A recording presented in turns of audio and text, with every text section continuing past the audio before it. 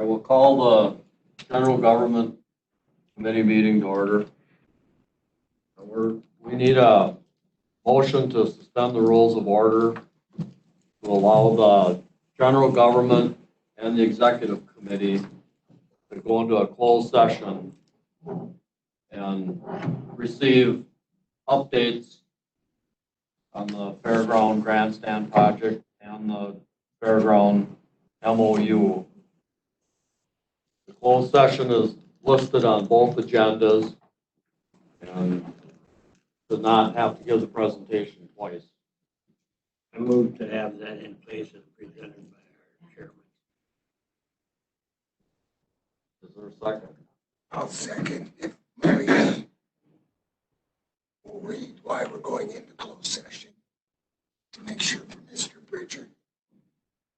Can you read why we are going into closed session? Sure, 1985 1A. because bargaining reasons, we are in negotiations with an outside entity, the Fair Board, regarding MOU. It involves finances, it involves strategy, and because of that, it's appropriate for a closed session. First, a question, are we supposed to have microphones or not? No, They're up the here. room has them now, so all you need to do is speak clearly and everyone should be Very heard. good. I'll repeat what I repeated earlier. Last month, we had an agenda, the fairgrounds meeting and so on, and I think all that happened there was that we were passed out a draft of an MOU, what is referred to as an MOU. There are a whole lot of matters, issues, and so on with the fairgrounds apart from the MOU itself. And I talked, I think I talked with Russ, and I talked with the county clerk's office to put on the agenda for this meeting a report and discussion about fairground matters without anything about a closed session. And there are a lot of those things I would like to hear from staff, and I didn't call any staff since the last meeting, other than Vince, as I recall, that a whole lot of matters apart from the MOU that I would like to hear a report on, and I think it should be a public available to the public report and should be reflected in the minutes. And so I think that agenda items should be separated into the public matters and those that Malia refers to as being the so-called closed session matters, negotiation or whatever. I'm okay with that being in closed session, but that would be my objection to the motion as made. All right, the motion that's on the floor, and I don't know if Kim seconded, is to suspend the rules to allow two committees, because we're going to have a quorum of the county board to allow that in the closed session. That's the motion on the floor. Let me ask one more question. Is that going to be limited to the MOU matters? Absolutely, to those two matters, the grandstand project and the fairground MOU. Yeah, I beg to reiterate that I think many of these items should be of a public nature. Not the MOU, I'm okay with that, but the whole fairgrounds project, there are a number of steps that have been taken by the county in the last month or so that I think should be discussed in a matter of record here. All right, well, I don't think we have that on our agenda. We can try to get it on for next month. That was my intent, to have that on the agenda, and that's why I'm saying I think it's overly broad to close that discussion out and not to talk about it at all. Is contrary to what I had expected after my conversation with the chair and after my discussion with the county clerk.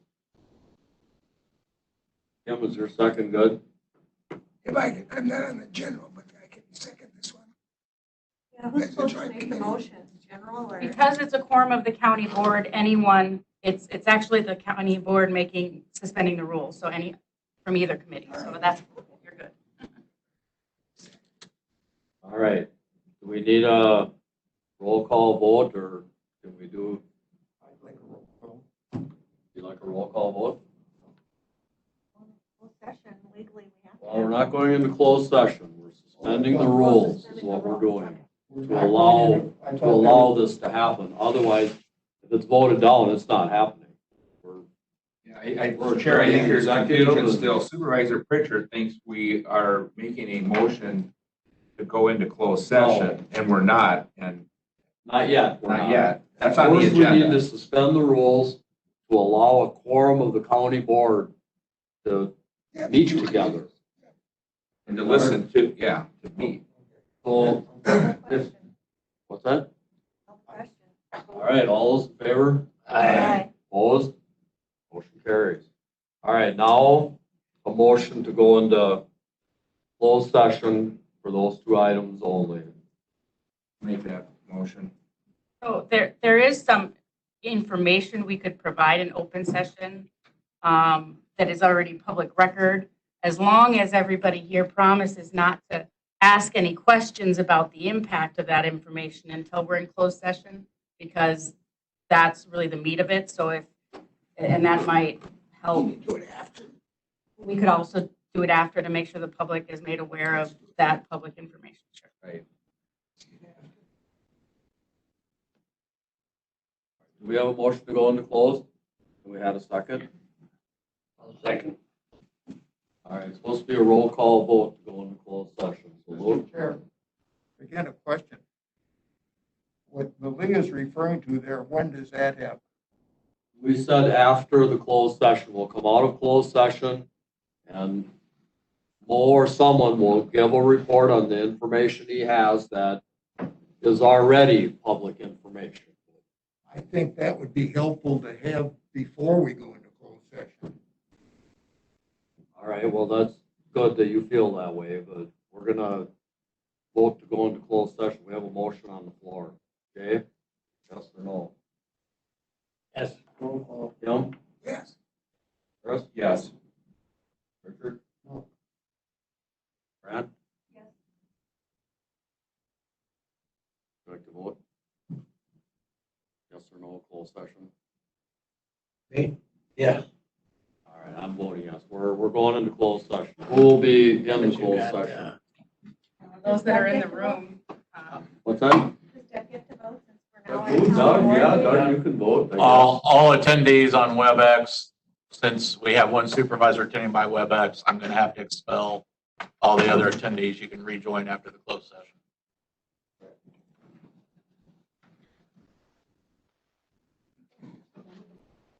Doug, you should have been able to vote too, I guess. Now, Sorry because they're about broadcasting here. that. You should have been included in on the vote. What, you should have been included in on the vote. Yes. So there. Close the door. I mean, this is, We move back into open now session. Joe can log back in, right? Chad? Normally, then in open session, we'll just adjourn the executive Yeah. meeting I and. make a motion to the executive Hold on, committee hold to on. We gotta adjourn. get the doors open. I'll second that. Are we live? Yeah. All right, so we got a motion. He did the motion to go to adjourn the executive. All right.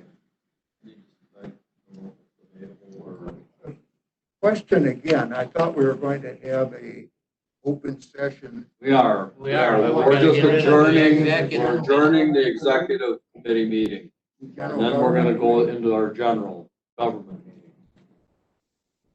We have a first and a second to adjourn the executive committee. We have a quorum. All those in favor? Aye. Opposed? And the closed session is The over. executive adjourned. We're gonna leave the executive committee. Is that correct? Unless you want to stick around and have more fun. Well, I know where it's going. Absolutely nowhere. Until we We'll take like a 5-minute break. while gotta get a commitment. the Changing of the. All right, let me pause it. Are you ready to invest $2 million into grassland and have no idea if you can ever use them?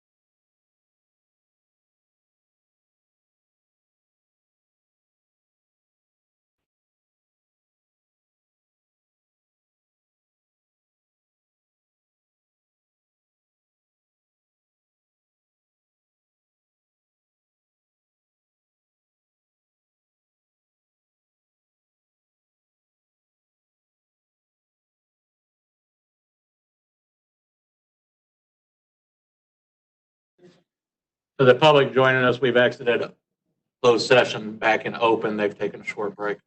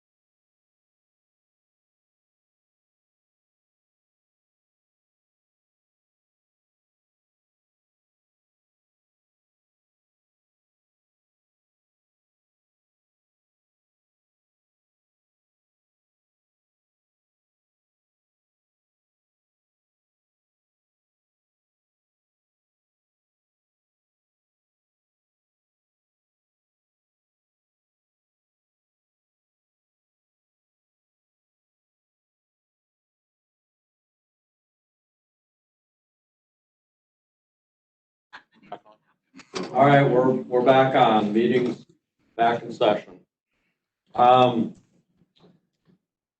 We need a motion to approve the agenda. So moved. I have one question on the agenda. We have overview of UW extension, and I know it's also on our county board. I'm just hoping it's not the same presentation here and then again at the county board. No, we struck that from the county board. You did, Yes. okay. I have a motion to approve the agenda. Wow, I think Mike just will it seconded. die for a lack of a second? Did we adjourn or what would we do? I'm ready to go. Can we get a second on the motion? I'll second. Oh, thank goodness, Dan. Dan, you saved us. Step it up, Rock. All right, we got a couple things here. Number 10, action item. That discussion on 3520 does not need to be had, so we're just going to drop that from the agenda. On B and C on number 10, a little more than we want to tackle today or ready for, so we're going to call another meeting September 24th and we'll move that to that meeting. I think that's all. Number 13, we're going to say that's done. We'll just get I don't know, Malia, will you give a update on what, Well, the closed session update Sure. we can give? So we're still in negotiation regarding the MOU. We did receive a counteroffer that was shared. We're going to be asking the full county board for some direction on that. There is a CUP application that was filed on behalf of the county with the city of St. Croix Falls because of the grandstand and because of the events. And the city has asked that the full county board request the CUP and sign off on the application. So that will be placed on October's county board meeting so that the full county board can determine how they want to go forward with that. I have a question. All right, well, so Mike did it. Go ahead, go first. I come back, I wanted to have the report, and I've got some comments on it, but the other, are we going to have the ability to have some open discussion about the report and ask questions and so on? I mean, I think the intent was to put it on committee of the whole, so there could be some discussion, but once it gets into any topic where if we talked about it, give the other party a better bargaining position, then we could just stop and go into closed session at that The point. point of order on that, it's not on the agenda for us to get in discussion, right? Is it on general government? Well, let me come back to that, because is there a procedure to get something on the agenda? And Russ and I discussed that. And Yeah. I sent an email to the county clerk's office to have it on the agenda. It's something I'd like to discuss today, and now I'm being told I can't. I apologize if I made an error. It was I don't know if it was an error, but it's a closed in my session. understanding, I know that you wanted to have that in open session. There has been, by the way, the disclaimer was stated on the closed session. It said that it may go into closed session. It didn't mean that I took it as it wasn't, it's not that it's not available to be discussed in open session. Sometimes they just say we don't need the closed session on it. So it's on the agenda, but it may go into closed session on it. So I was my understanding that I have the way I read So it. we can, I apologize if I have some misunderstood. discussion on maybe we not can. anything that's, Let's check with court counsel and see if it's possible we could have discussion on it by Right. our agenda. I will, yes, because it's noticed on the agenda that topic is there and you may go into closed session. It can be discussed in open session. And I guess I'll just, You're just saying as soon as we cross the line, you would stop the I would ask. dialogue and ask that we go into closed session if we're going to continue. All right, well, then we're not gonna pull 13 off. We're gonna leave it on there, and when we get to it, we'll have a chat about it. Okay. So we have a motion on the floor to approve the agenda. We have a second. All those in favor? Aye. Aye. Opposed? Carries. How about the minutes from August 13th? Make a motion, approve them. Any discussion on the minutes? All those in favor? Aye. Aye. Opposed? Must move it. All right, if anyone has any conflicts of interest on any matters on this agenda, just bring them up when we're talking about it. How about public comments? Do we have any? We have none, Mr. Chair. All right. We'll close that portion out. Are there any supervisors here not seated as committee members that would like to, will receive information from them at this time? Good morning again. I have to start this by saying that this is kind of a wow moment. Because I've already started receiving emails this morning on a couple of the agenda items. And yesterday we had Environmental Services Committee. And in that committee, we're still working on a project. And that was the consensus of the committee. So now I read the agenda here and it says discussion of staffing resources and development of the conditional use and discussion of staff resources. I know what that means. And when you're in the middle of a process, how can you even discuss maybe we shouldn't be financing? You know, it's really troubling to read this agenda and say, someone wants to step on our committee and say, we don't give you any more staff than you. I guess that's what I want you to look at when you get to C and D under number 9.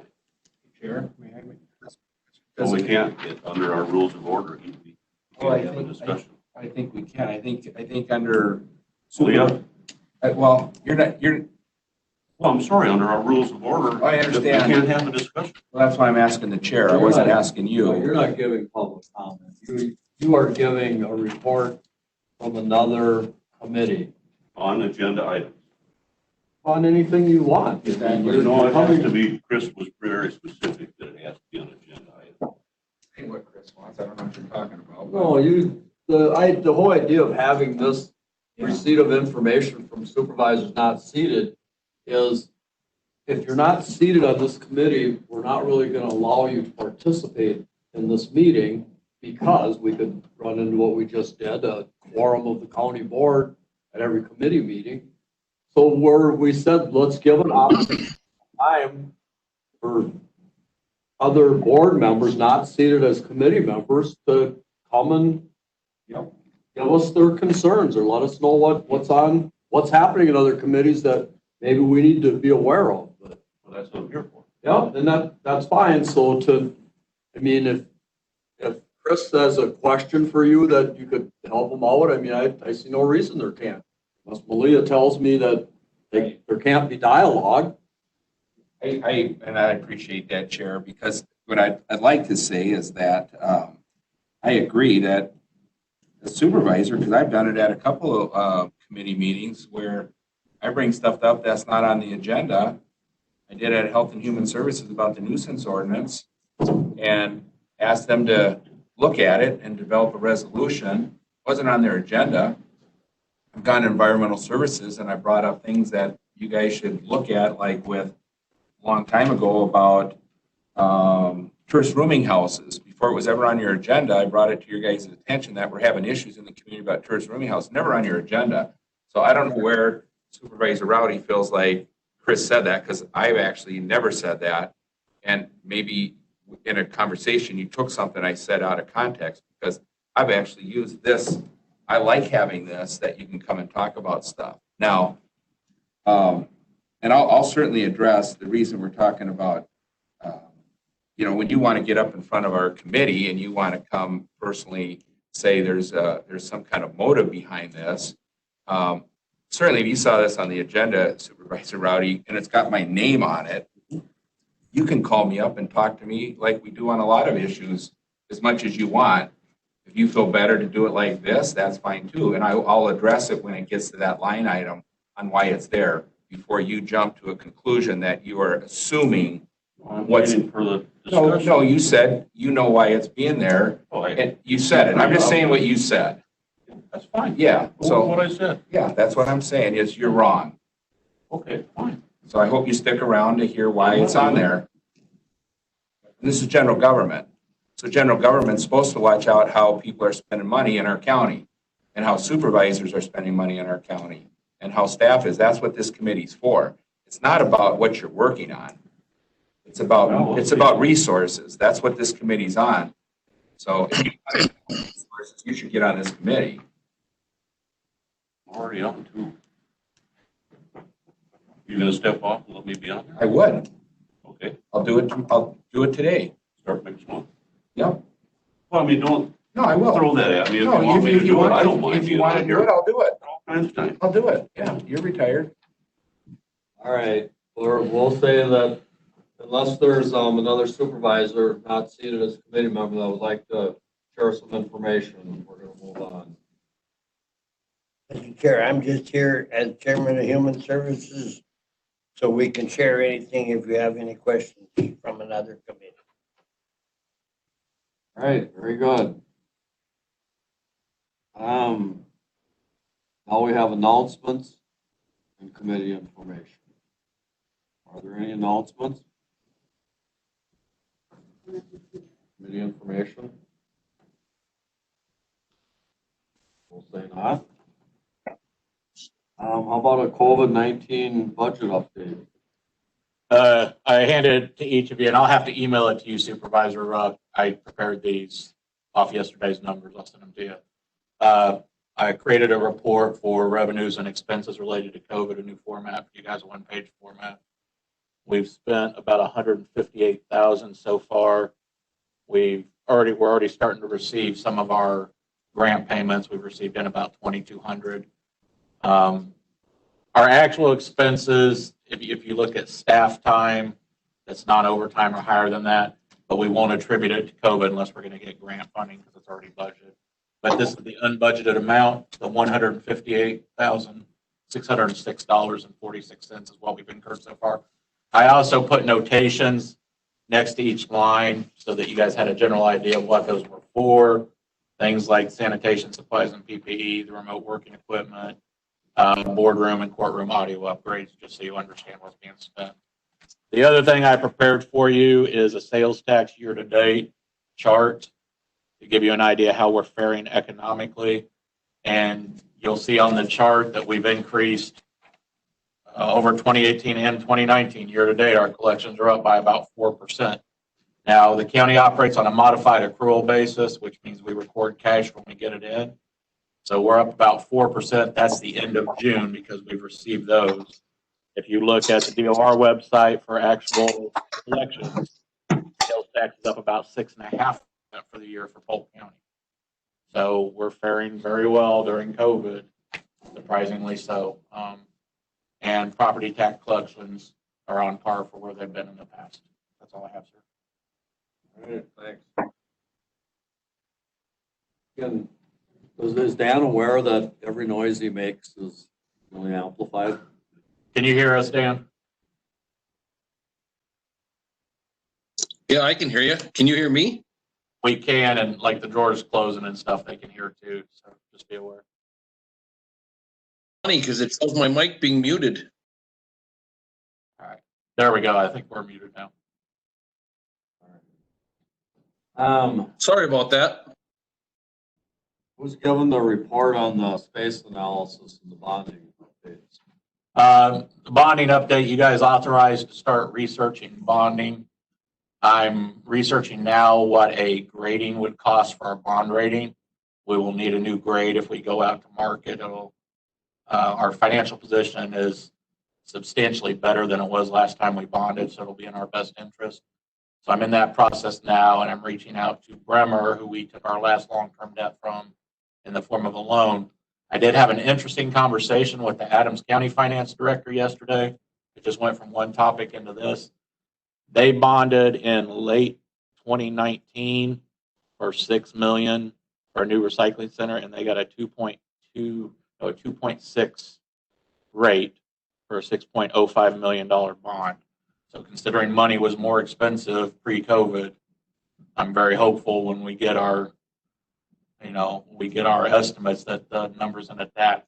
When we got those projections that were given to you during the PMA analysis, those were based on 3.5%. So you figure if Adams County got 2.6% in October, we're going to get less than that now. We get a bond rating of AA, which we may very well get. We could be looking at the twos. Once I have a cost for bond rating, I'll have to bring that back to the committee, and because that'll be the first step is to pay for a new bond rating for Moody's. That's all I have on that. Anybody got any questions on that? If not, are we going to have an overview of UW Extension? Well, that's what you've all been waiting for, right? Got a few handouts for you. It'll only take a couple hours. I hope that's okay.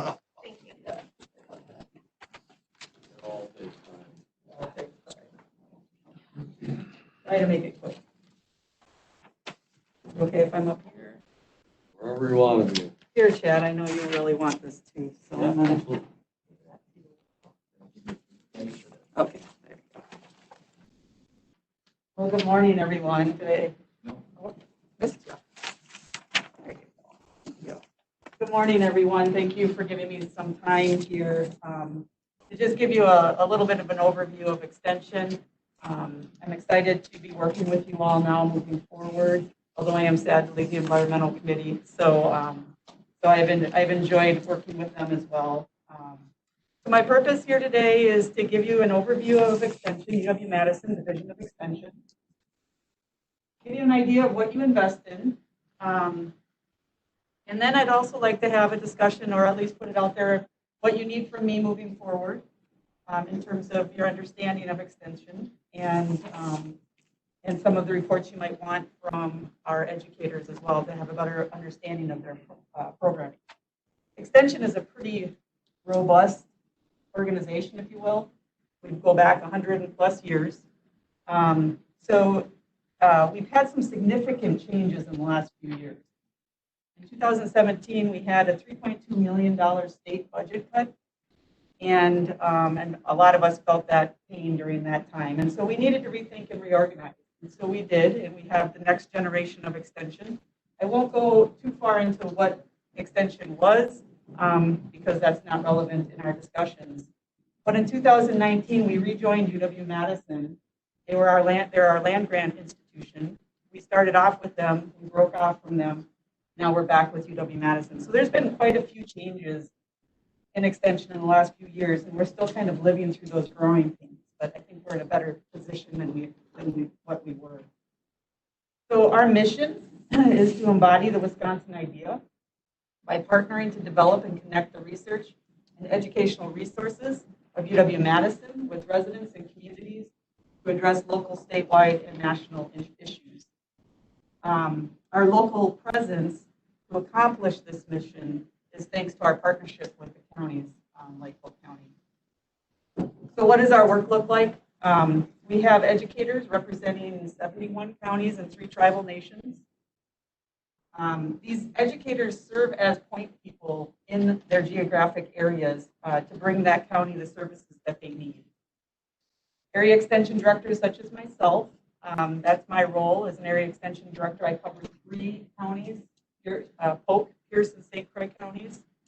I'm a state employee and completely paid by the state, so no county dollars come into my position. And I'll explain a little bit about what my work entails in a moment.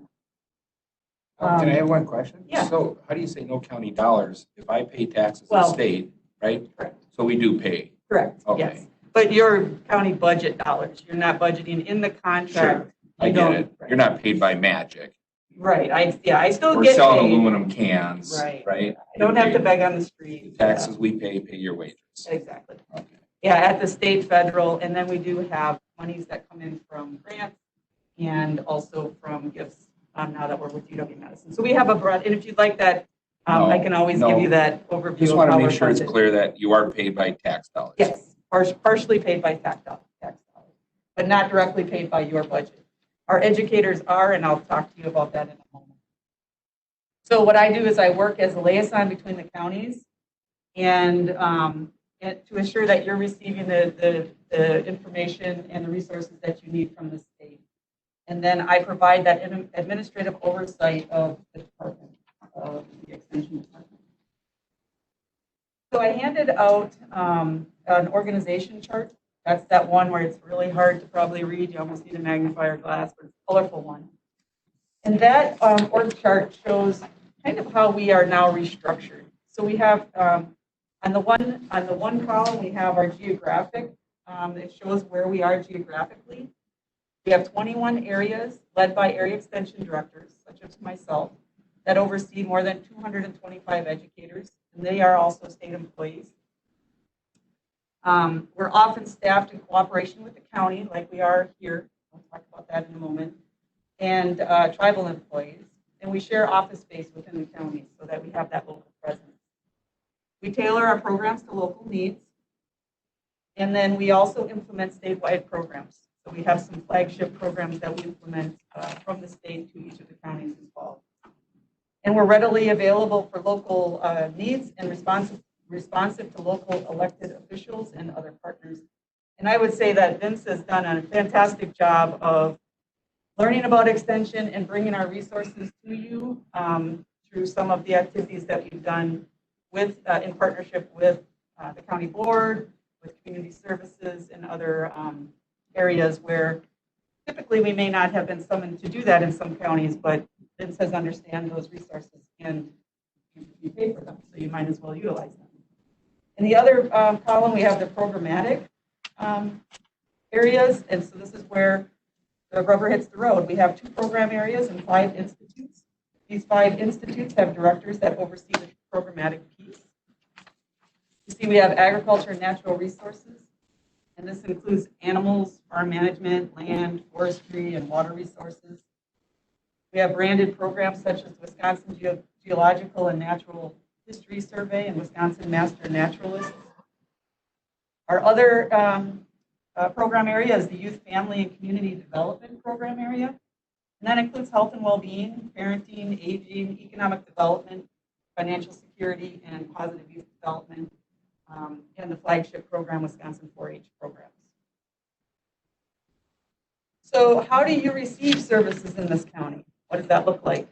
So we work with you, the county board, we work with administration, and we work with the community to determine what type of programming is needed. So in that programmatic piece, it's what does Polk County need and want to invest in to bring resources to your county. Then we co-invest, we have a co-investment of those positions with the Division of Extension.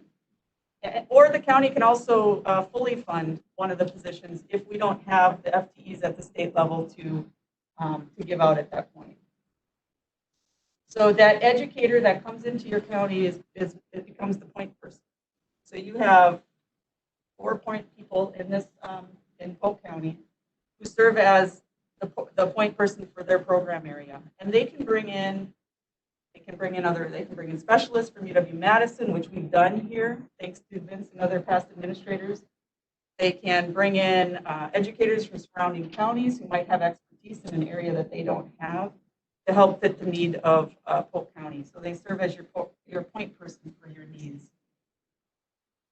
Each FTE is tied to an institute, and then there's a flat fee to the county. So each FTE has a flat fee of $42,330, and that is a full-time equivalent, obviously. And the state picks up the rest of the bill.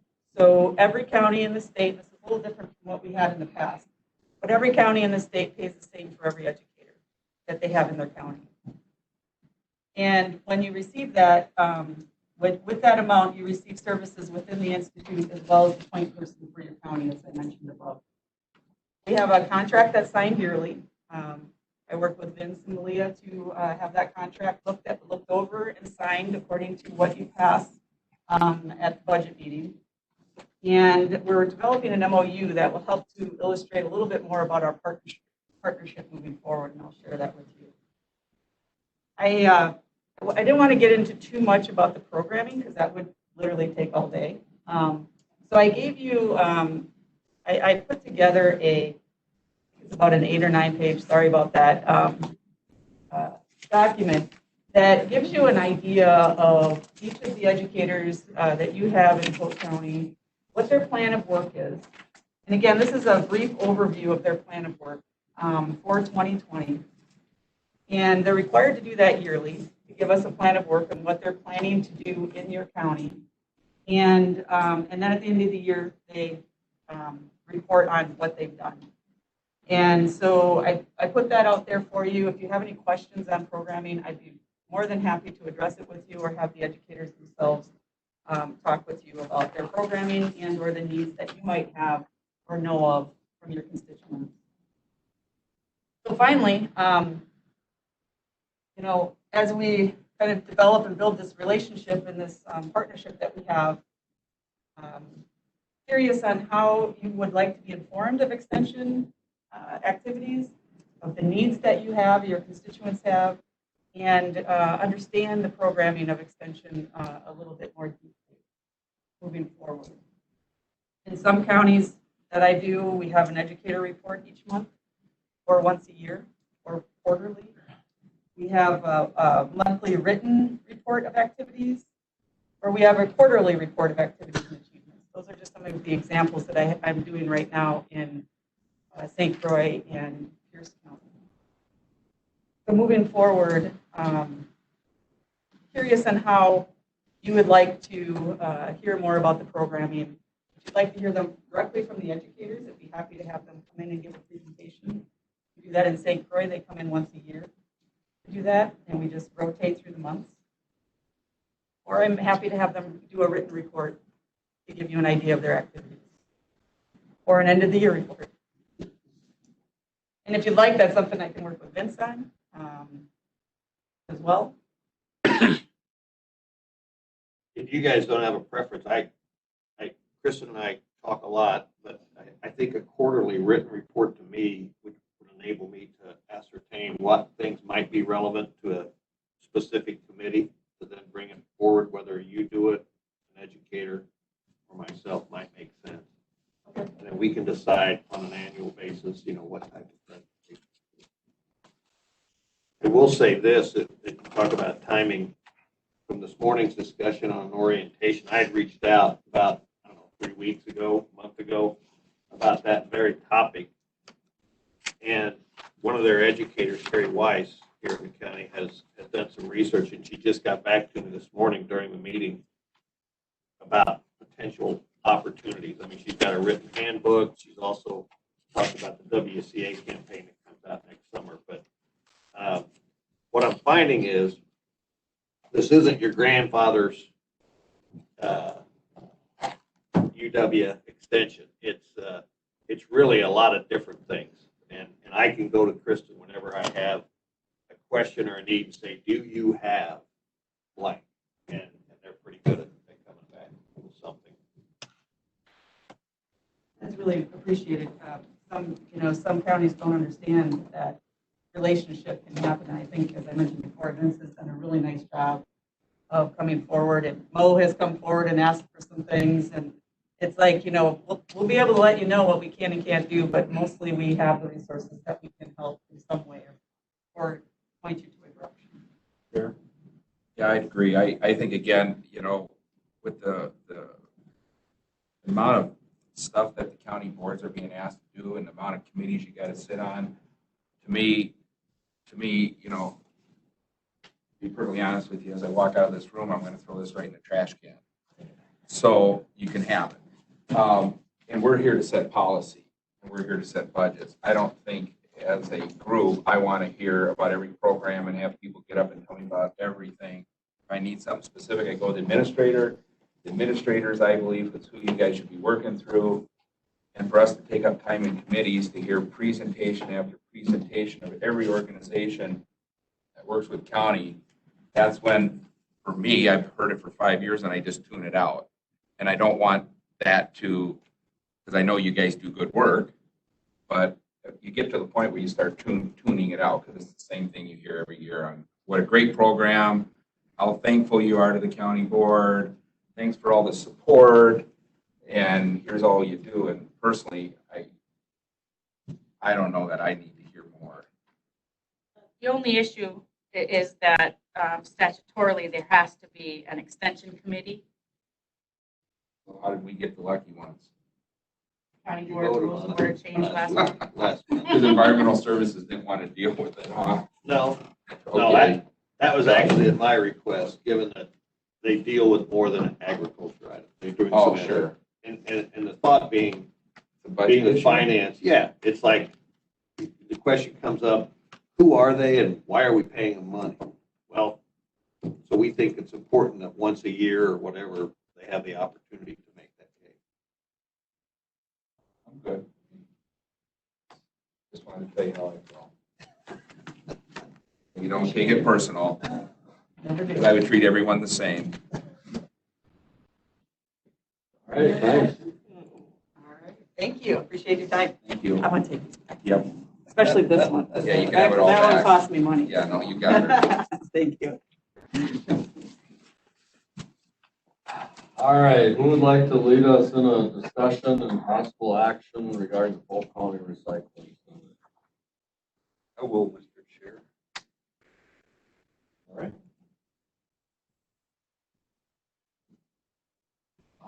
At the last meeting, there was a request for information on how certain things can be changed with our recycling program. I do not have a complete report on that today, as we are still working with some of the private haulers to get the information that was requested. But I just got a quick overview of what's going on with recycling in Polk County right now. And Supervisor Rocco, apologize, I didn't know you'd be here, otherwise I would have emailed it to you. On there, and then just a couple quick updates. And what the report shows, kind of what we've done throughout the year here on how we sit on our finances, what revenues are coming in. On page 2, it gives you kind of a summary of market costs when I talk about how costs are changing with the program and nationwide.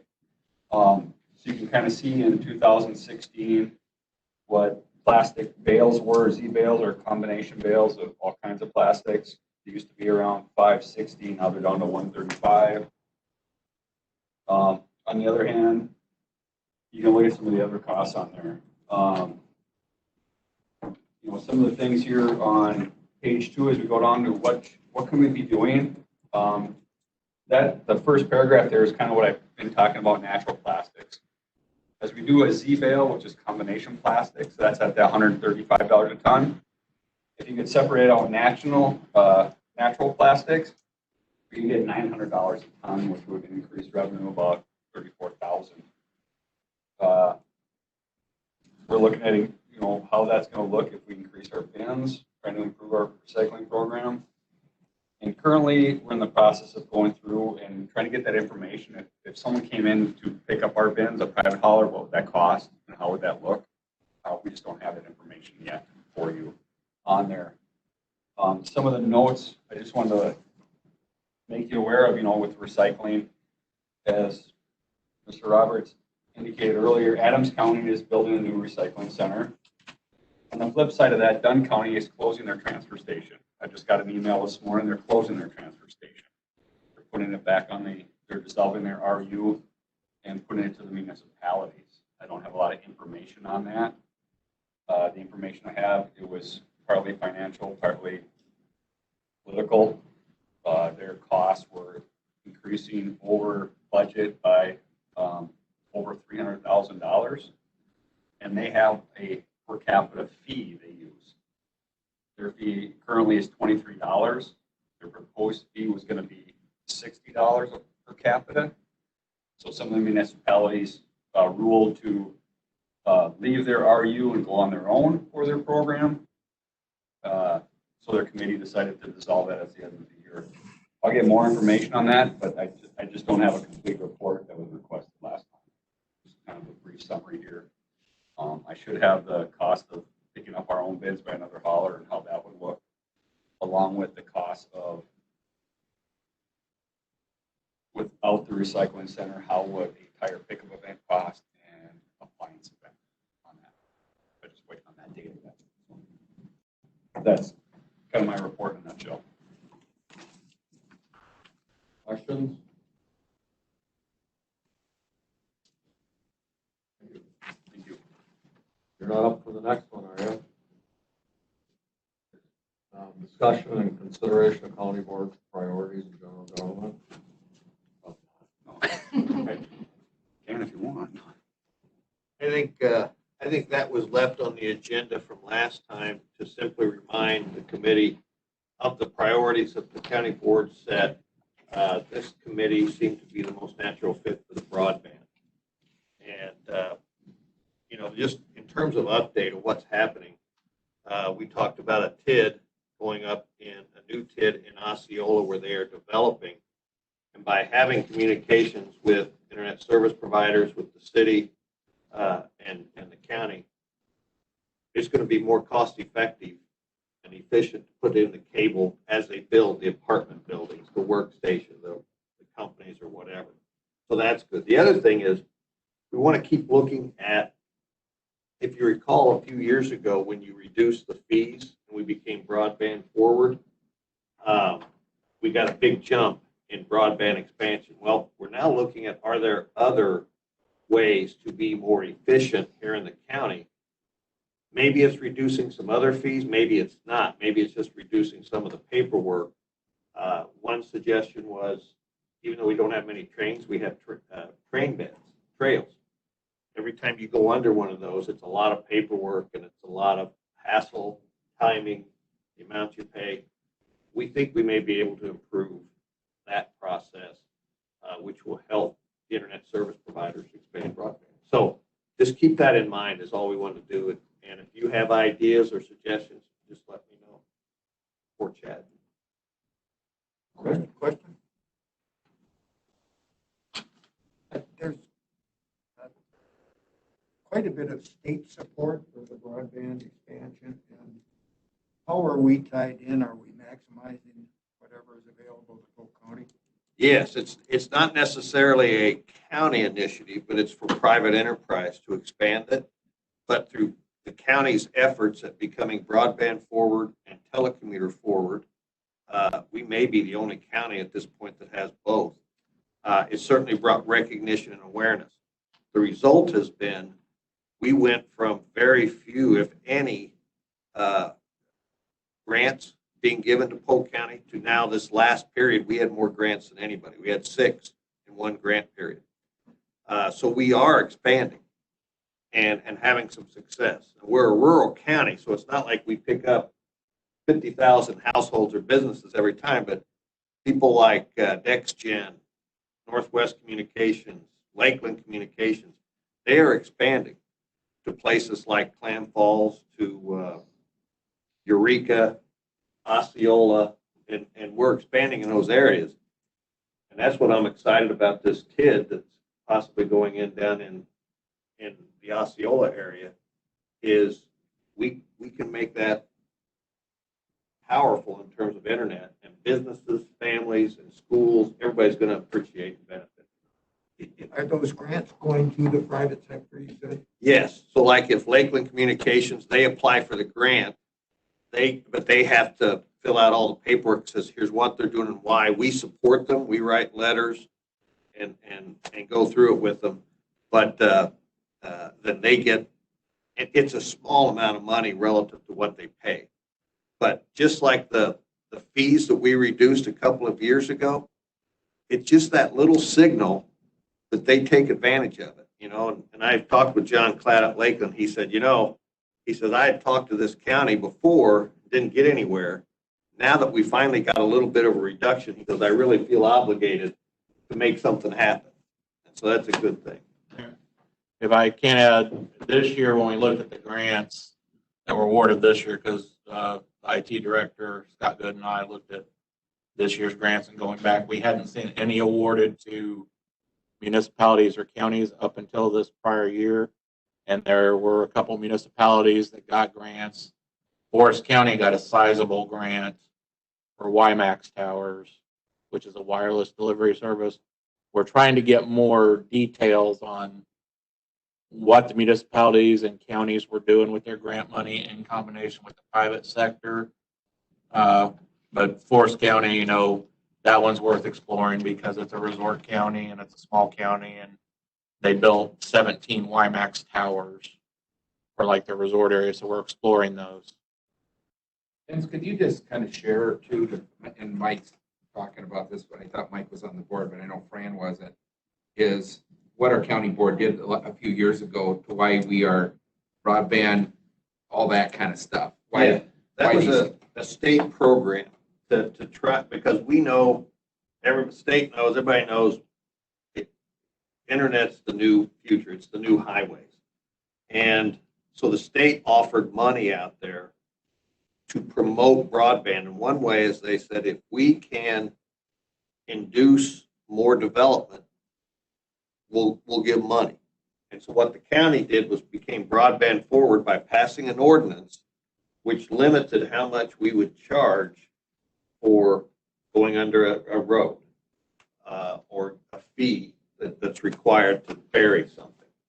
And by limiting that, the county recognized us as a broadband forward county. did. Pardon? The state did, PSC. Recognized us, so we get the, in fact, that's on our website, that we're broadband forward. Telecommuter forward was a couple of years later, and that was just a resolution which said that we would appoint someone to communicate and encourage internet connectivity. So Terry Hauer has now been appointed that person with the EDC, and he's involved with some of the development opportunities throughout the county. I just kind of ask, is there anything that we should be doing now to further the procedure or any recommendations? Well, we're exploring those public grants that were awarded to figure out exactly what they did. You know, there are ideas out there. Are there ways that you could provide high-speed internet in locations that public that didn't have it could come to and access? You know, if you did public access points like in parking lots or at parks, that kind of stuff. I mean, these are things Vince and I have talked about that we've seen elsewhere to help encourage, you know, from the business side, maybe people that don't see the value in high speed use it and they're like, oh, I should have that at my house. From the socioeconomic side, maybe people who cannot afford broadband, but whose kids have to remote learn or something like that, that then go to a park or a public access point and use broadband to get on the superhighway. So those are things that we could do with our infrastructure with some investment. You know, some of the ideas that came out of the brainstorming, we're putting in access points at the trailheads, putting in access points in parking lots. However, there are also things to consider. There's downsides to that. There's you want to reach out to a community you want to serve, but you also don't want to create a place that's abused by the people you're not trying to reach out to. So that's a balancing point, but you could use our structure and help encourage it somewhat. You're not looking for any specific action by the county board at this point? Not at this point. We're investigating those. And then also being broadband forward, these companies are, once they get these grants, that expedites the permit process on getting these projects off the ground. It eliminates a lot of red tape being broadband forward, so that helps get these projects moving and gets the lines in the ground. All right, very good. Discussion on current staffing resources. C and D, and I'd like to take this as an example of what maybe some of the, being on the board long enough, that this is why I brought it to committee, because I didn't want to do it in the hallway or in the back room or accusations from another supervisor that there's some malicious intent to shut something down in another committee. So as the chair, you get put in a different role. So that's why as the chair, I'm trying to set a new way of doing business, that I bring things to the executive committee, have them vetted, try to bring more things up that are happening in the county. So, so this was purely brought up by a number of people, staff, and lots of people, that the county, when we do resolutions, and I think it's a good example of what Chad said of how much time and money has been spent on COVID. $158,000 dealing with COVID this year. And I think as county board supervisors, I just wanted to bring it to general government's attention that I've been asked to request how much time has staff spent on a resolution that said, you know, there was no cost to it, it's just staff time. But right now, the public, and I got a complaint here a few weeks ago, I've had a number of complaints lately about how long it takes to get, you call up zoning right now, and you get a recording that says, if you want to talk to someone in zoning, you got to give us 4 days to return your phone call. That's what it says on the recording. We can't even return your phone call for a week. And permits give us at least 2 weeks to process a building permit. So I asked, you know, and I do zoning in my business. So it's very challenging. And Dana prior said, hey, we need to be processing this. Staff needs to be like Walmart. I remember those discussions. You walk in, you need your medicine, you should be able to go get it today. Permits, we should not be making the public wait 2 weeks. Currently, right now, they're down to about 80 or 90 pending permits in their system that they haven't issued because they don't have time. A few weeks ago, in the height of them working on the CAFO issue, there was, I think, at one point, 120 pending land use permits for people that can't get their land use permits. People can't get their phone calls answered. So that's why this bubbles up.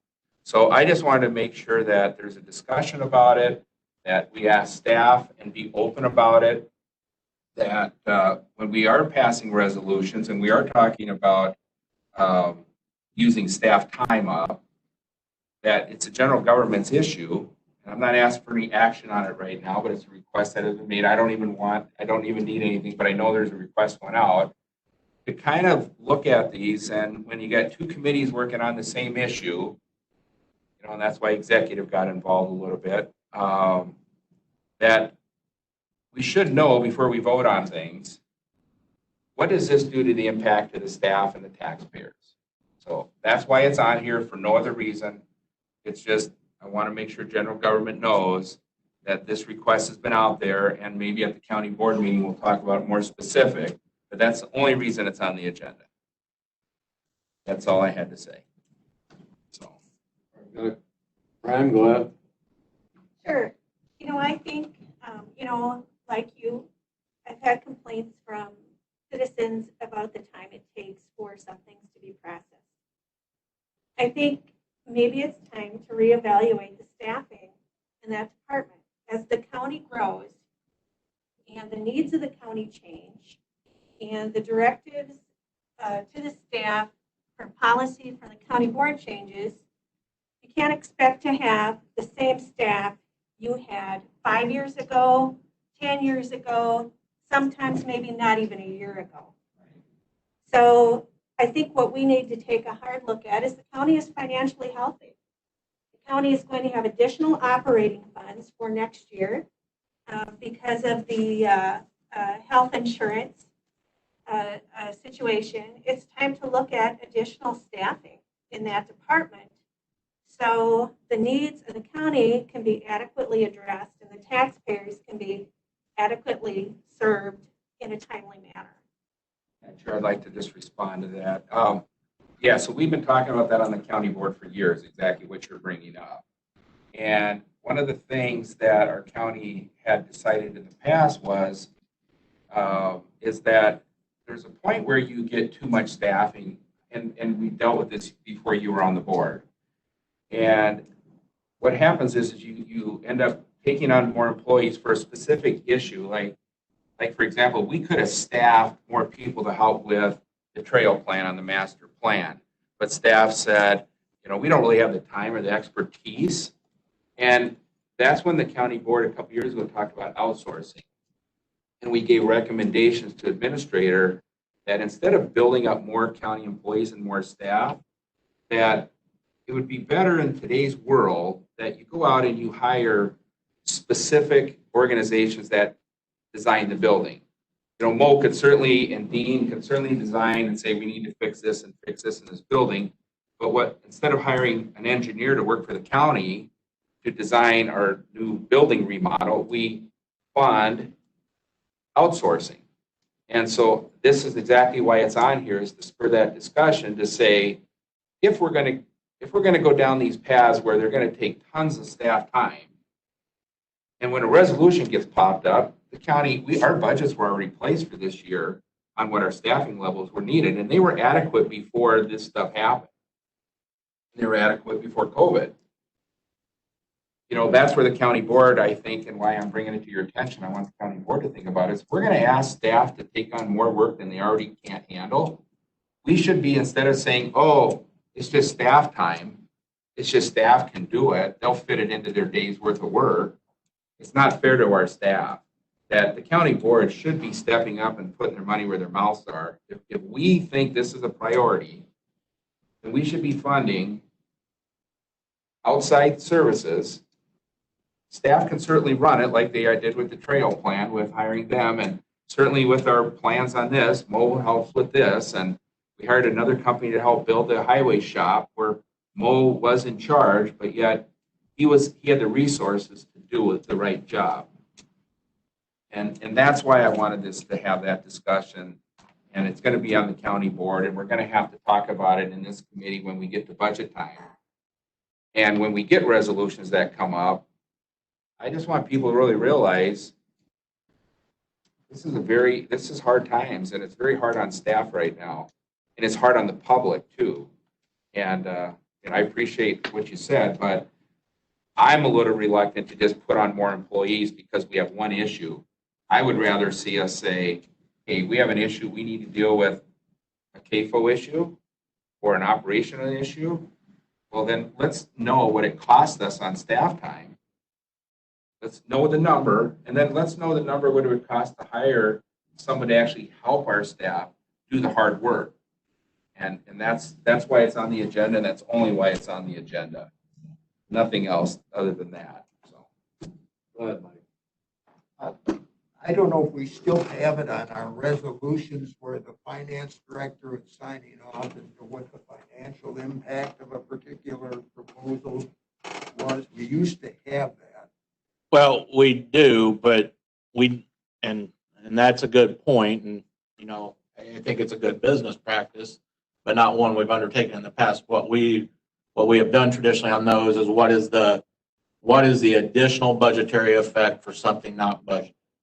So, but have we looked at a business plan for a resolution? No. Should we?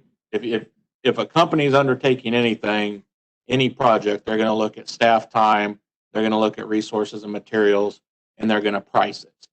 But what the general practice with the county has been is if it's a resolution that doesn't require an additional budgetary draw, meaning it's not outside personnel time or something, we don't look at the fiscal impact of that. I'm more than happy to. Having said that, if we go down that road, that is a more involved analysis, and we can't have a resolution at a committee and then at a board a week or two later for adoption and expect a business plan and a financial analysis to be done.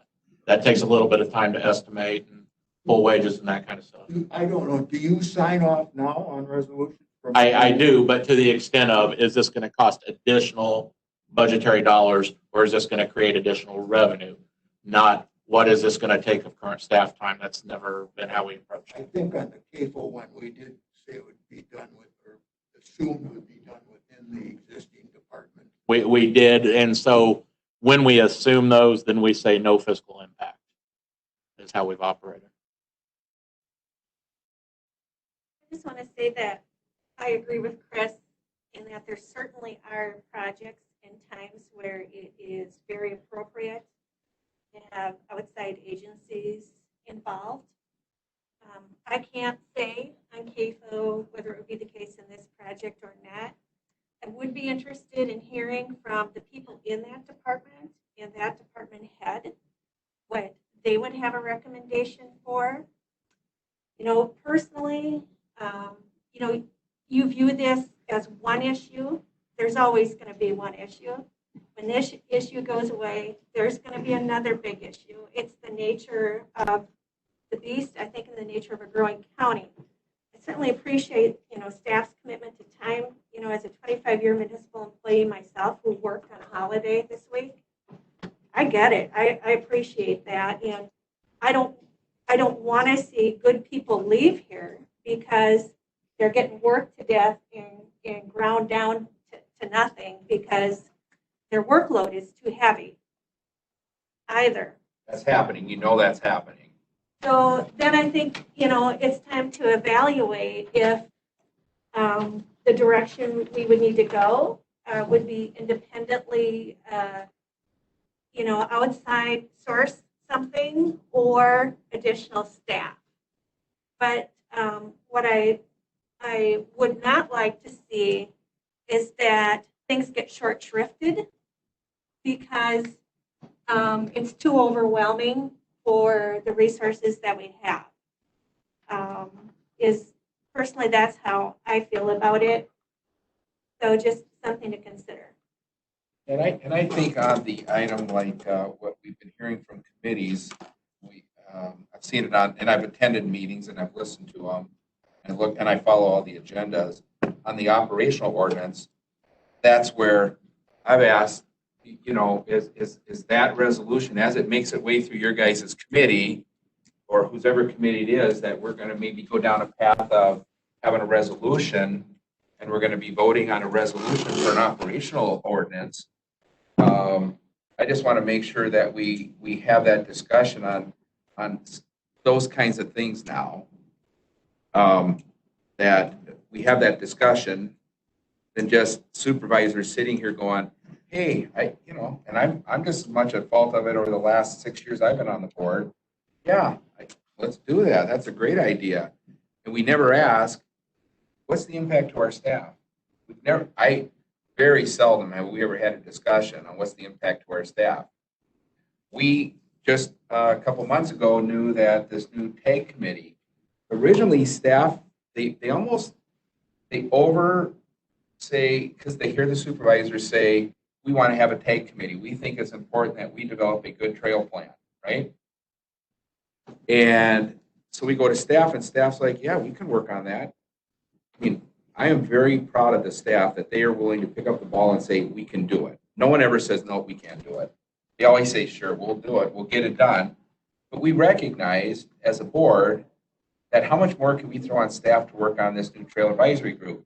So we went in and we asked for a resolution to fund $50,000 to put into that, outsource it, to give them resources to get that. And that's all I'm asking our county board to do is, if we're going to want staff to take stuff on, I think we need to have a good discussion to say, can we currently handle it? It's a very important issue. You're going to get to vote on it. You're going to get to lobby for it.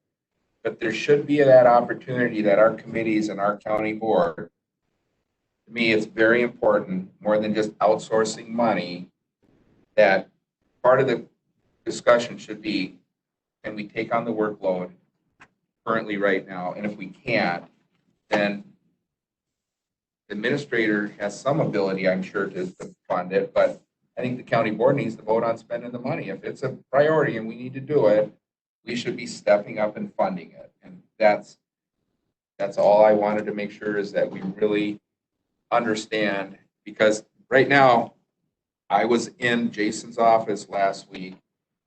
He got back off of 1 day of being gone. He had, his total voicemail was completely full at the county voicemail. His voicemail on his cell phone is completely full, and he's got 88 pending zoning permits to issue.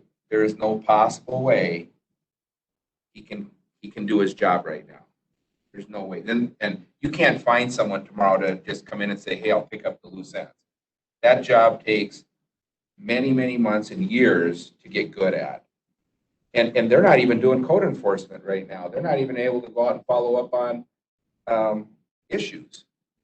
So just wanted to make sure I really drive this home. It's an issue, and we better as a county board support our staff and make sure we don't overwhelm them.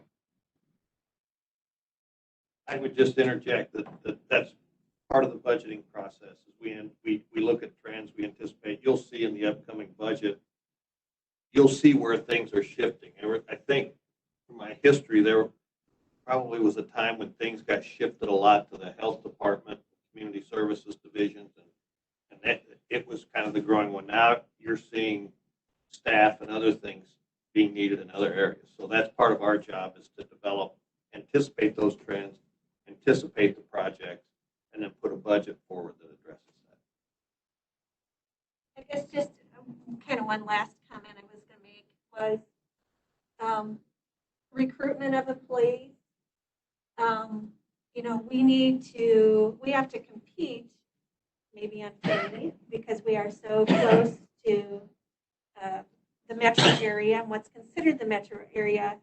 We need to make sure when we hire employees and we want to attract quality applicants, that what we're offering is competitive. I mean, if you Cheap Charlie a position, you're not going to get quality applicants if people can, make substantially more money somewhere else. If you can somewhat compete, you're going to get better applicants than if you try to get by as cheap as possible. And that's just kind of, I think, true of employment just about anywhere. If you want good people and attractive people, you have to pay them something. Just as an FYI, we use a market-based charting system for pay ranges that are tied to market standards, and that system is constantly monitored and adjusted. We are constantly, we just finished open enroll, or just finished reviewing our benefits, and just like we talked about during the shifting of the health fund money, we're putting a substantial amount towards improving benefits for the body whole of the employees. But using that market pay system is what we do, and we look at it as a system as a whole, because we shift in bands of employee scales, and positions fit within those bands. Because when we shift one position, we have to shift all the positions, and that has major budgetary consequences.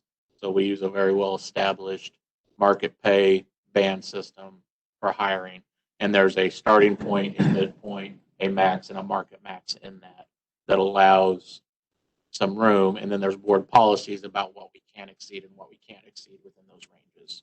So we do have a well-defined system for that. I think we may be getting just a touch off track. Let's get our focus back on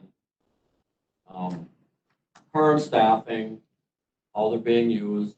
I requested to the administrator as county board chair that I requested to have If an it requires update. more money, if that's what you figure out, it requires them being paid more, bring it to us and we'll chew on that a while, but. All right. Thank you, Chair. How about our 2020 work plan? Do we need to review it and update it? Are we good? We got enough on our plate, or we're looking for more, or? I just remind this committee, they're going to be very busy from now through November with budgets. So Don't take on too much more. at this probably not, sir.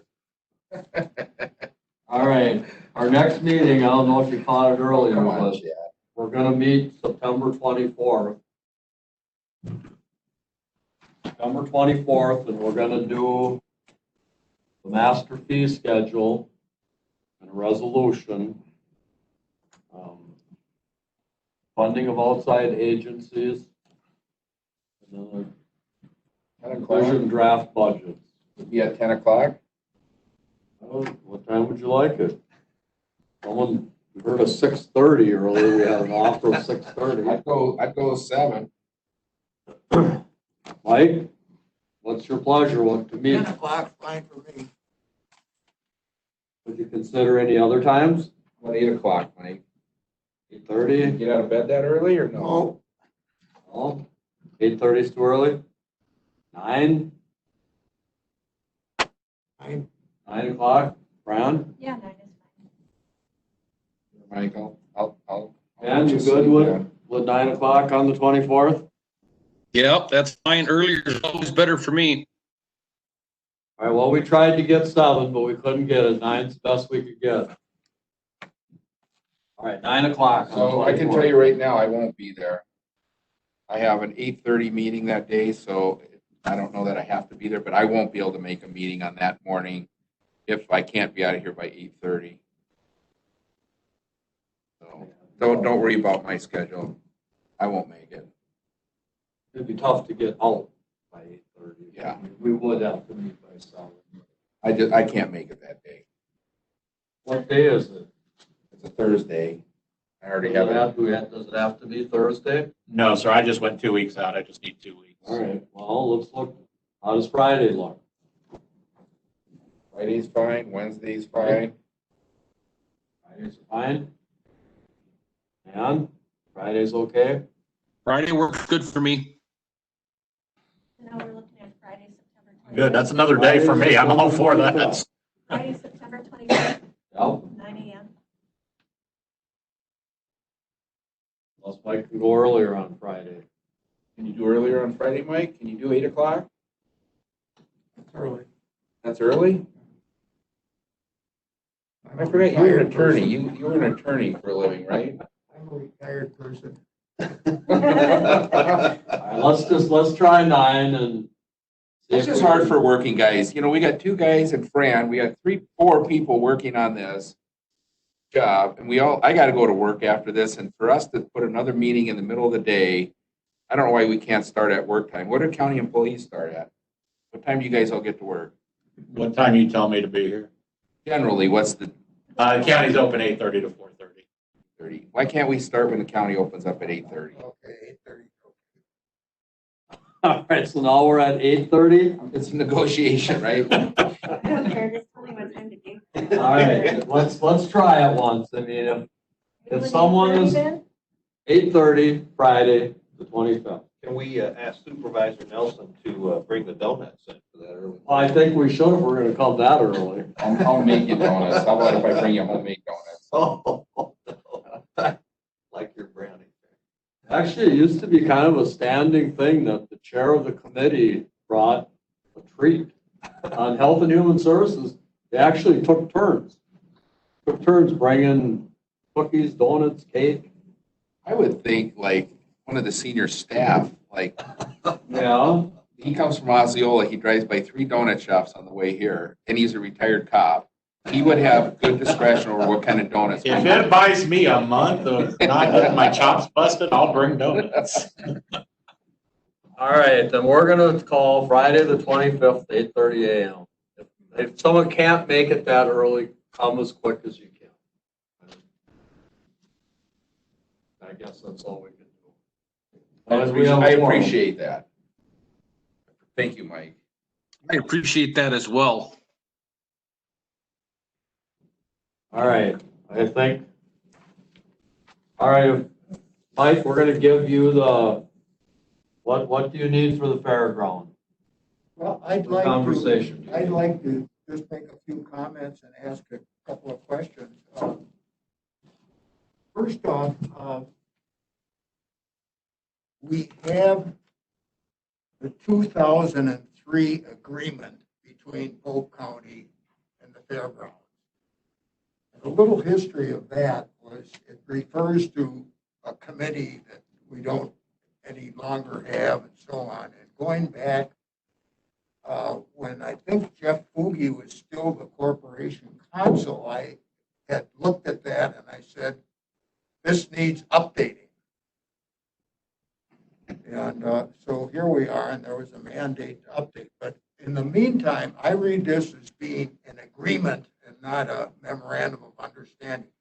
In the legalese, a memorandum of understanding is sort of a bane of attorneys, is it supposed to be enforceable, or is it just a sort of a general statement of intention or understanding, but not enforceable? But in any event, this is an agreement as it's worded, and we're operating under it. And it gives basically the general management of the fairgrounds to the Fair Society. The Fair Society does have new officers and leadership at this point in time, and I would, my impression of the people I've spoken with the Fair Society is that I am favorably impressed by them and their devotion to the fairgrounds, the passion they have for what they do on a volunteer basis, the thousands of volunteer hours that go into the county fair. And the fairgrounds, as you all know, happens to be in St. Croix Falls, and I'm representing the District 7, that includes St. Croix Falls. A question for Mo and Malia is the application for the conditional use permit, has that been pulled at this point? It is on hold. It is on hold pending to go to the county board for further review and to reply for it. And it was made in the name of the county?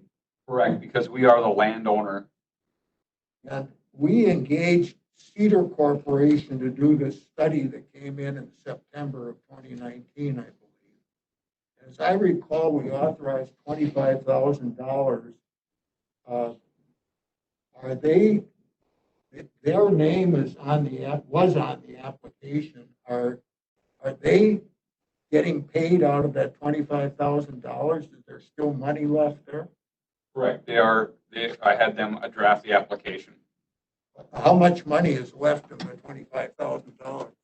I don't have that number off the top of my head. Are we still under it? I'd have to look back at that. Right now, we should be under it, but I don't have that number. And one of the things I've noted, and I've had conversations with people in City Hall, the Fair Society, and the community, is that our communication level among all the interested stakeholders could be way, way, way better than it is.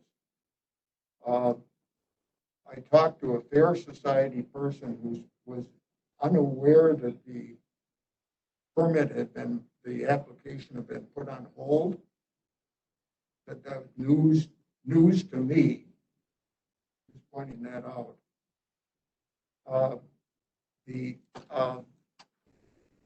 In the question of what events, and there's a sensitivity, the fairgrounds goes back many, many, many years, but there's a sensitivity in the community, which is alluded to earlier. And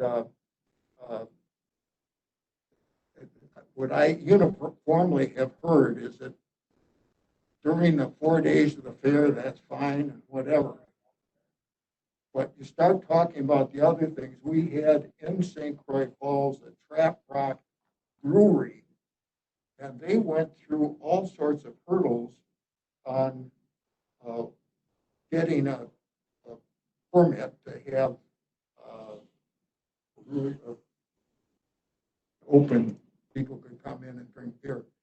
And with hours of operation and all this sort of thing, and it was very stringent.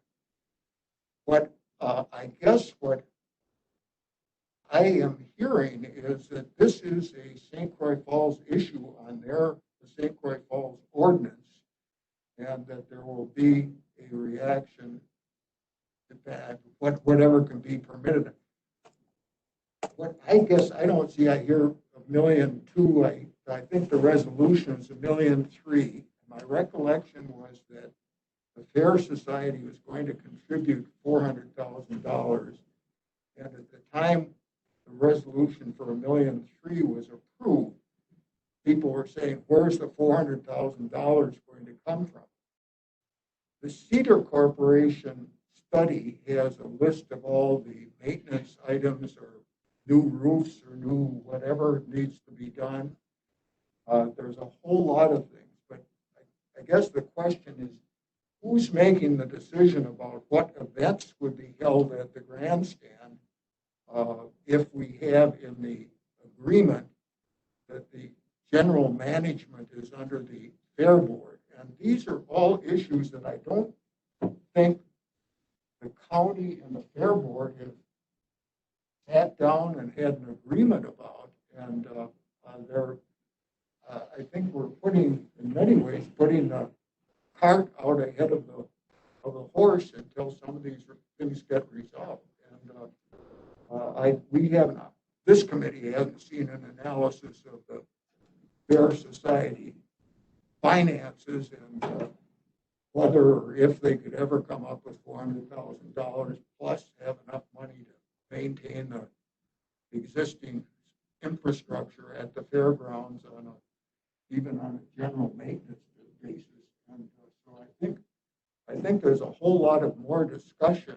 And as a policy matter, I guess we ought to be deciding who's going to run the who's going to run the fairgrounds. Is it the county or is it going to be the fair? That was decided years ago. And I'd like to say about one more thing, but I think these things have to get resolved, and that I did write a memorandum to Vince on the memorandum of understanding document that was handed out at our last meeting. And I, just from a legal standpoint, I'd start out with the old agreement and work from that as to what are we going to change, unless we're fundamentally changing the whole relationship, and we have problems with that. So I come away, I'm hearing a lot of comments, and I think was correctly said, there's a lot of concern in the St. Croix Falls community by some people who I identify as being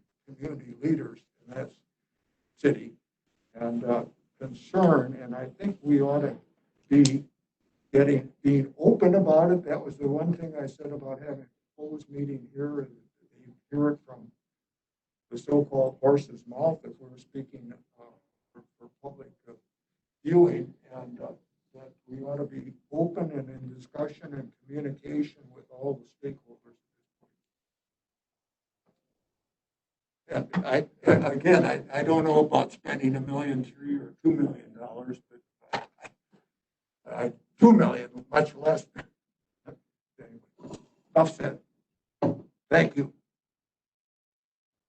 All right, so Chris, we are gonna have whatever we call it at the next county board meeting, where we're gonna have a chance to get together Well, and. not the next, at the committee of the whole Yeah. for the fair, I think they said October. So there's not in a rush. All right, so October, but I mean, we're going to have one. Yeah, we'll put it on the agenda in October. And then we'll be able to absolutely Go through all that. One more, if I just say in that vein, I think there's a whole lot more discussion, and I heard Chad, we talked about during a rest break, that there hasn't been a meeting of the county and the fair board since our last general government committee meeting in August. And I think these are people that need to be talking to each other and be on the same wavelength. They probably do, Mike, but I think the county board needs to talk first. Are we gonna commit to $1 million too? Are we gonna commit to $2 million? Well, if we're not going to, I mean, we committed to do the Cedar Corp in a study, and I kind of think that's about all for now. Yeah, and I agree, because this is on our agenda, so we can talk about it, and I think to all your questions and your comments, I think a lot of them are already been answered, because the Fair Society decides what events they have. The county's the property owner. That's all we are, as a property owner. We have an agreement with them, whether you want to call it an agreement or an MOU. The Fair Society runs the fair. The county does not run it. The county does not say what events they want. So what the concern is I think what you're saying, and what the county said before, is we wanted an MOU, and we wanted the fair to get the approval. They talk about all these events. We said, and it's all been on record, nothing's been done not on record. It was said, you guys get this agreement with the city that you want to have these events to to pay back the taxpayers this big investment that you want. That's the way I recall it. Correct me if I'm wrong. And that you need to go get an agreement with the city because it's always been on this handshake. Oh, we just kind of do this and we do this and we do this. We have Rib Fest and we have weddings and we have horse events and we have the fair and we have store. We have the hockey thing. I mean, there's always, so we said, tell you what, get something in writing so everyone knows that this is not just with the political wind. And then we will talk about finalize the funding on what you guys can afford and what the county can afford to do the improvements to get the fair to that next level. But let me just, if I can respond, one of the things, just a question, for example. Should the Fair Society be primarily responsible for the maintenance of the infrastructure? You know what? So that's a question we can have. Well, I say that's in the context. I see this thing that would say we're taking a $2 or $1 or whatever it is to pay for the grandstand, but at the same time, we're being asked to pay for the maintenance on the fairgrounds. Yeah, it doesn't make any sense. That's why we're doing an MOU. That's why it's being worked on, and that's why. At some point, I think we ought to see a financial analysis of what the fair board. That's why we're going to put it on the agenda so we can talk about it all. It can't be just what you want. Well, I think we need a report before we talk about it. Well, Chad says they've been trying to get that done and they can't get it. Well, so what happened? You keep asking. Are you waiting on anything from the fair board at this point? All I can tell you is what I suggested to him would be helpful in finishing my analysis, which would be that business plan for ongoing events and that kind of stuff. And I think my words to him were a year 1, year 2, year 3 plan with expected attendance, with the schedule, that kind of stuff. Have they promised it at any particular point in time? We have not received anything back on that. Well, it's premature to be scheduling something. That's what we're looking for information. Cedar Core is, with the CUP application, that is in conjunction, the information on the events that go into the CUP, that saying like future events, we're gonna have a Renaissance fair or whatever, that information was obtained from the Fair Society. Cedar Core obtained that from the Fair Society, what their events gonna be. The county had no input on what those events are gonna be. That was all from the Fair Society on what events they wanna hold. Yeah, and again, Mike, I'm going to tell you something. You just got on this committee. The questions you answered, we've been talking about them for 2 years. And you didn't attend those meetings. And we had these meetings and all the questions you've asked, we've already asked them. Hold on, let me finish. We've asked them as a county board and as a general government committee, we instructed staff to work with them to get all this stuff done. And the staff has been working for months and having meetings for months with them, and they haven't got it. What I'm saying, we shouldn't be having a general discussion at the board level, taking board time until we've got the information we're looking for. That's your opinion. My opinion is that we do need to have a broader discussion. It just can't be Mike Pritchard's issues. It's not for me. I'm thinking the whole supervisors need to know where we're at. Let's rein her in a bit here. Yeah. Well, we are going to have a discussion on it. It's going to be on the October board. We need to discuss it. We need to talk about it. There's some things going on there that, we talked about a grandstand for our obligation. Now it isn't just a grandstand. Now it's more. Well, we need to talk about that, and if we're willing to do more, yeah, it's gonna be full steam ahead. And if we're not, we'll be putting the brakes on. And there's a vote. There'll be a vote on what we do. It can't be just us telling them what to do. You can't micromanage staff or the Fair Society and tell them what you want.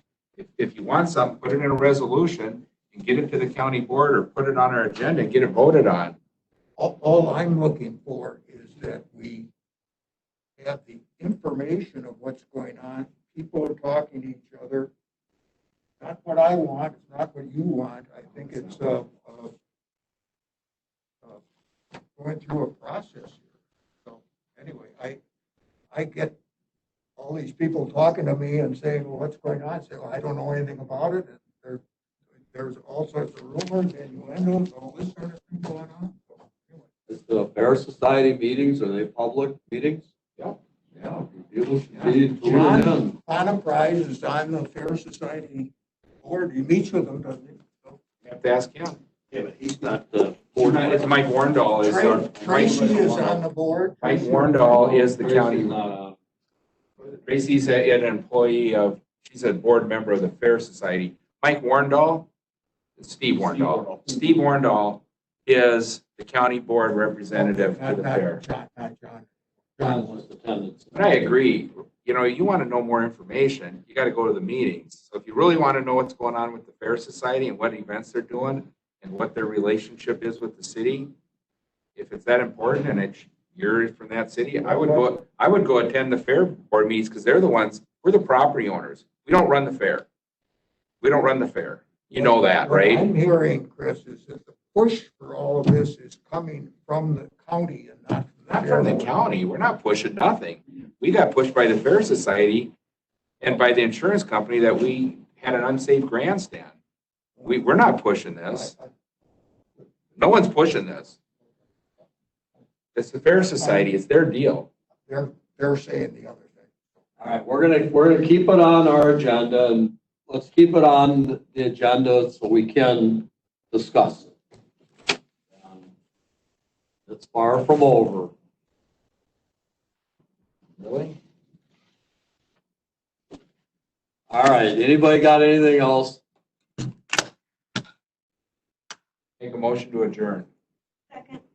All in favor? Aye. Opposed? I will stand adjourned at 12:14, or whatever the time.